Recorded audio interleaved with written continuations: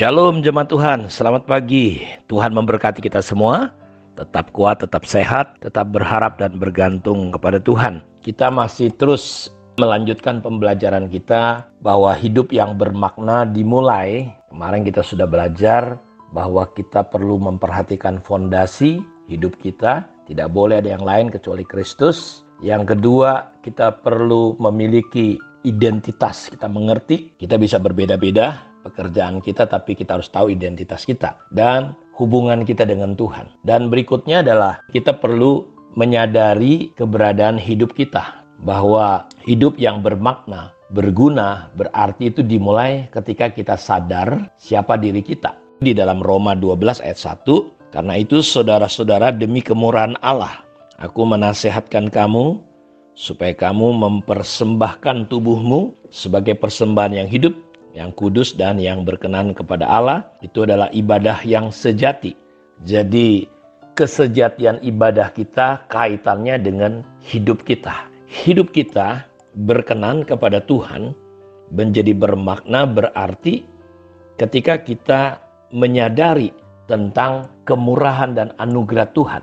Paulus berkata, karena itu saudara-saudara, demi kemurahan Allah, aku menasihatkan kamu supaya kamu mempersembahkan tubuhmu sebagai persembahan yang hidup, kudus, dan berkenan kepada Allah. Dimulai dengan kata kemarin kita sudah belajar, karena itu. Therefore, ini adalah satu kata yang sangat penting memperlihatkan bahwa itulah sumbernya, itulah akar, yaitu yang menopang hidup kita menjadi berarti adalah kemurahan Allah. Ada 3 hal yang penting dari kata oleh kemurahan Allah itu. Yang pertama, bahwa kita tidak boleh mengklaim bahwa hidup kita ini adalah kita. Kita tidak berhak atas hidup kita. Bahwa kita hidup, kita ada, ini semua karena kemurahan Allah. Jadi bukan karena kita, bukan karena siapapun. Karena itu tidak boleh ada orang yang menyombongkan diri. Ketika kita keluar dari prinsip ini, kita bisa jadi takabur. Karena kita pikir bahwa semuanya itu karena kita. Dan ini cilaka sekali kalau kita berpikir hidup ini karena kita. Kalau nggak ada kita pasti nggak bisa. Padahal Tuhan bilang kalau nggak ada orang pun memuji aku bisa dari batu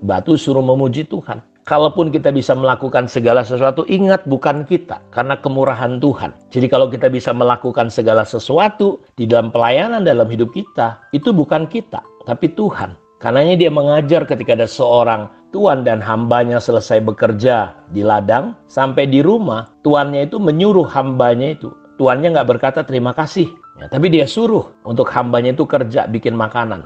Dia ikat pinggangnya, lalu dia sajikan makanan. Dan Tuhan berkata, Alkitab berkata bahwa si tuan nggak berkata terima kasih hambaku karena engkau sudah bikin makanan untuk aku. Enggak, si hamba berkata, kalau aku bisa lakukan ini semua karena kemurahan, karena anugerah. Kalau aku diizinkan bisa melayani Tuanku. Karena itu, saudara, banyak kali pelayan-pelayan Tuhan hancur, pelayanan pekerjaan Tuhan hancur. Kenapa? Karena kita berpikir kita. Sehingga pelayanan bukan lagi menjadi sebuah kehormatan.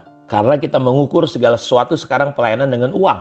Kalau kita melayani harus dihargai, harus begini. Enggak. Kalau saudara bisa dikasih kesempatan melayani, saya beritahu itu kemurahan dan anugerah. Karena itu, demi kemurahan Allah. Jadi, kita harus memahami bahwa akarnya itu karena kemurahan Allah.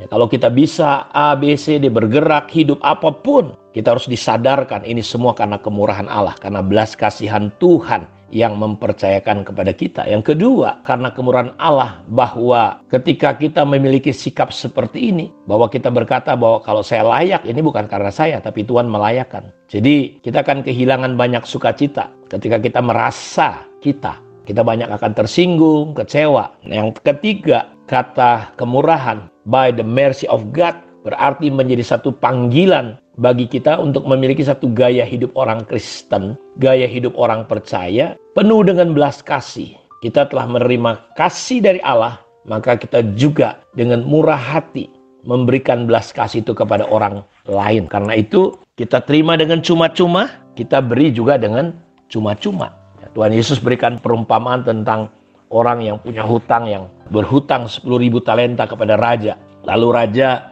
jatuh belas kasihannya melihat orang itu karena gak mampu membayar. Lalu raja membebaskan semua hutangnya. Tapi orang yang sudah dibebaskan ini ternyata ketika dia jumpa dengan temannya yang berhutang hanya 100 dinar, dia mencekik orang itu dan melemparkan ke penjara sampai orang itu membayar hutangnya. Dan ketika raja itu mendengar kisah itu, ketika orang itu melemparkan sahabatnya ke penjara, dia tidak punya belas kasihan kepada orang yang berhutang kepadanya. Padahal dia sudah mendapatkan belas kasihan, tapi dia tidak berbelas kasihan kepada orang lain. Seseorang yang menyadari dirinya telah mendapat belas kasihan Allah yang begitu besar dalam hidupnya, membuat dia juga melihat orang lain ditopang hidupnya oleh belas kasihan itu. Dan belas kasihan itu mengalir dalam hidup setiap kita. Karena itu penting kita bukan hanya memiliki pengetahuan tentang kasih, tetapi kita perlu mengalami sehingga kita bisa memberikan apa yang kita punya. Dalam pemuritan prinsipnya kita tidak bisa memberi apa yang kita tidak punya. Kita hanya bisa memberi apa yang kita punya.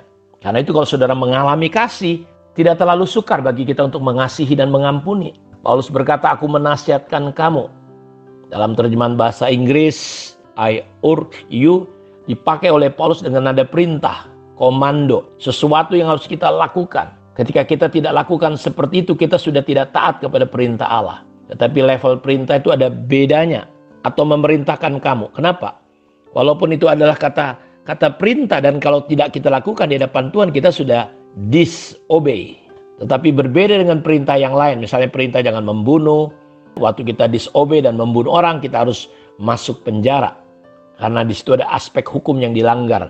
Ada aspek pelakunya harus membayar ganti rugi kepada korban. Saudara, kalau kita nggak jalankan, walaupun ini melanggar dan tidak taat kepada firman Tuhan, kita nggak bisa berbuat apa-apa. Ya, karena itu keputusan kita. Tuhan mengatakan, latihlah dirimu beribadah, persembahkanlah belas kasihan, memberi, perpuluhan, dan lain-lain. Ketika kita tidak melakukannya, kita sebenarnya telah bersalah.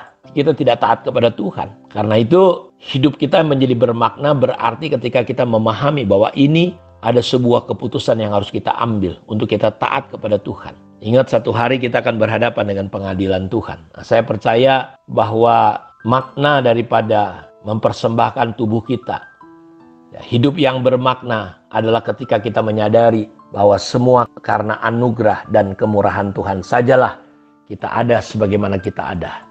Jadi pengertian yang pertama, kita harus menyadari bahwa hidup ini bukan milik kita, tetapi Tuhanlah yang sudah memiliki hidup kita. Jadi kita harus ingat betul-betul bahwa kita nggak boleh klaim supaya kita tidak keluar dari rencana Allah menjadi sombong dan takabur. Bahwa bukan kita, tapi semua karena kemurahan Tuhan.